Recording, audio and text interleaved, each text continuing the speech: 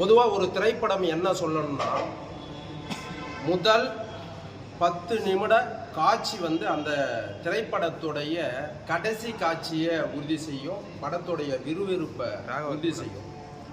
ஆனால் இன்னைக்கு பார்த்தீங்கன்னா அதில் சில முரண்பாடு என்னன்னா, முதல் 10 நிமிட காட்சி சொல்ல வேண்டியதை இறுதி 10 நிமிட காட்சி இதில் கொடுத்துருக்காங்க. உண்மையிலே படத்துடைய கரு என்னன்னா, மனிதம் போற்றிய மனிதரின் மரணம் இதயத்தை அறுவடை செய்து மரணத்தின் மதிப்பை உயர்த்தியுள்ளது என்பதுதான் இந்த படத்துடைய கரு. உண்மையிலே பணம், பேர், புகழ், பதவி, அதிகாரம் என்று பல போதையில் சுற்றி திரிபவர்கள் மத்தியில் மனிதம் திரைப்படம் ஒரு மகத்தான ஒரு இடத்தை பிடிச்சிருக்கு. ஆனால் மனிதம் திரைப்படம் எப்பேற்பட்ட ஒரு படம் என்றால், நம்ம விறுவிறுப்பாக ஒரு உற்சாகமாக நம்ம சந்தோஷமாக பார்த்து நகைச்சுவையை நம்ம அருந்துற அளவு அந்த படத்துடைய தாக்கம் இருக்காது.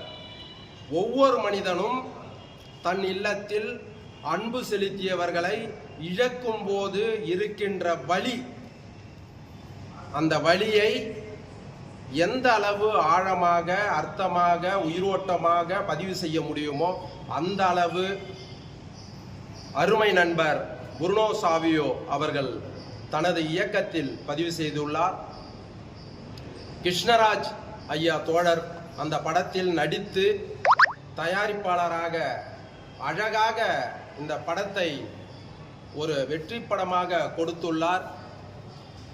நாம் ஒரு படத்துடைய முழுமையான வெற்றி எதுன்னா, அந்த படத்தில் பங்கேற்று நடித்தவர்கள் ஒவ்வொரு நிமிடமும் அதில் அர்ப்பணிப்பாக நடித்திருப்பதை நம்ம கண்கூட பார்க்க முடியுது. ஆகச்சிறந்த ஒரு நடிப்பாற்றலை வெளிப்படுத்தி இருக்கிறாங்க. இதில் பல பேர் பல படங்களில் முன்கூட்டியே நடித்தவங்க. ஆனால் சில பேர் புதிதாக இந்த படத்துக்கு நடிக்க வந்தவங்க. எல்லாருடைய உழைப்பும் மதிப்புக்குரியது. அழகான ஒரு திரைப்படம். இந்த படத்தில் முக்கியமான கதாபாத்திரம், ஒவ்வொரு ஊரிலும் ஒவ்வொரு தெருவிலும் ஒரு சமரசம் இருந்தால், எப்பேற்பட்ட வலி நிறைந்த இடத்திலும் அந்த சமரசம் மிகப்பெரிய ஒரு வலிமையான கதாபாத்திரத்தை படைத்துள்ளார்கள்.